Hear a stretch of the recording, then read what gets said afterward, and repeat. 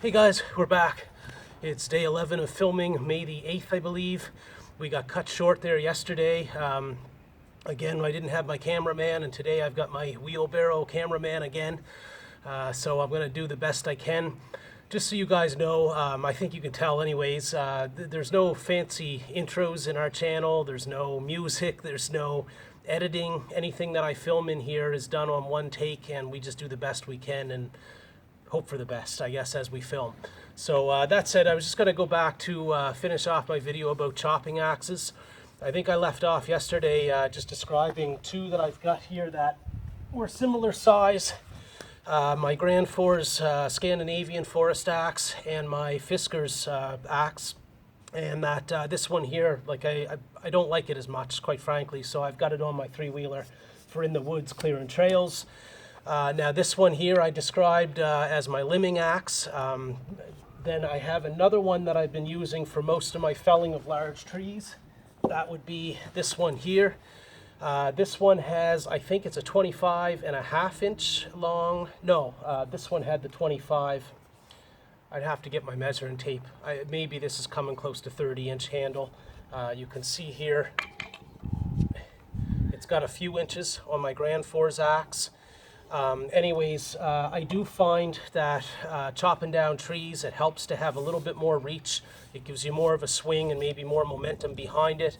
But the other reason that I use this as my felling axe primarily on larger trees is that it's cheaper. This axe only runs maybe $80 or so in a store to buy one of these Fisker's axes.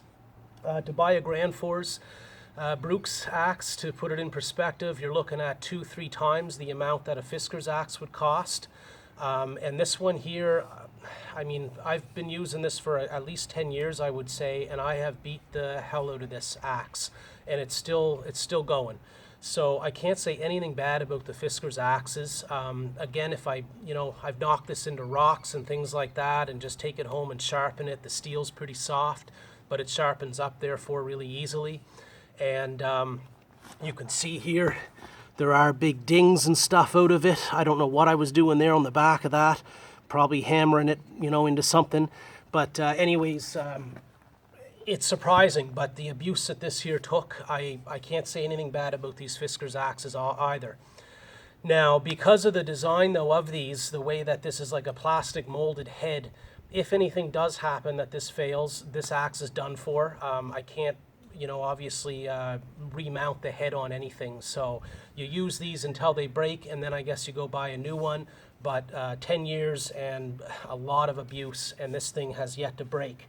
Now this one here, I would say is more of a family heirloom type of thing because, should that handle break sometime on me, I can always hand this back down to my kids. You just put a new wood handle on it, and it's really the head of the axe that you're handing down, right?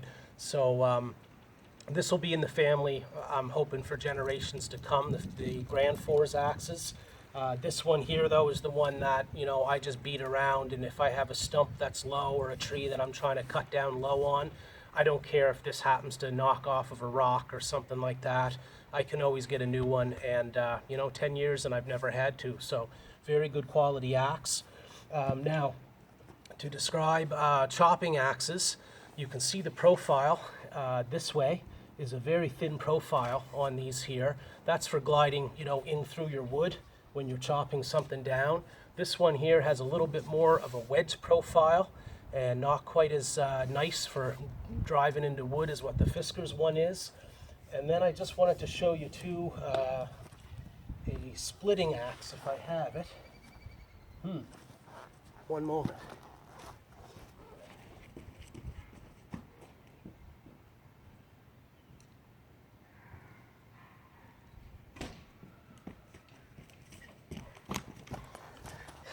And here we are, my bad. This is a splitting axe, just so that you guys can tell the difference. This is a much bigger one. I really like having, this axe has been the best splitting axe I've ever had as well. It's a Fisker's. Gives you a lot of momentum on your swing as it comes down because of the length of that handle. And these are all very wedge shaped in the way that the blade is designed. That, of course, is for going through wood when you go to split something. You want something that's going to drive down through it. So just to show you, as this one comes in contact with the wood, it has to try to cause those cracks and split it down the middle. So that's what your wedge is used for on a splitting axe. This one's really nice to swing. I won't get into the splitting axes though right now. We'll do that again another day. But between these here, again, if you're going to go out in the woods and do any volume of work, you probably want to have something like this for a small limbing axe, and something like this, or even a little bit larger for something for felling trees. Now, if I was into really large trees, like pine and things like that, that had like any kind of huge circumference, I'd have to get into something larger than this yet. And really though, in my forest, a lot of the stuff's been logged over the years, and there's not a whole lot of trees that I get into that would be of any really substantial diameter. But I do have another axe head, a nice Grand Fours one that I'll show you sometime on a video, that if I can get a handle on it would be really good for felling large trees. Anyways, that's it for today, guys. Thank you for watching. Again, like and subscribe, and hopefully we'll have our film director back next time. Thank you.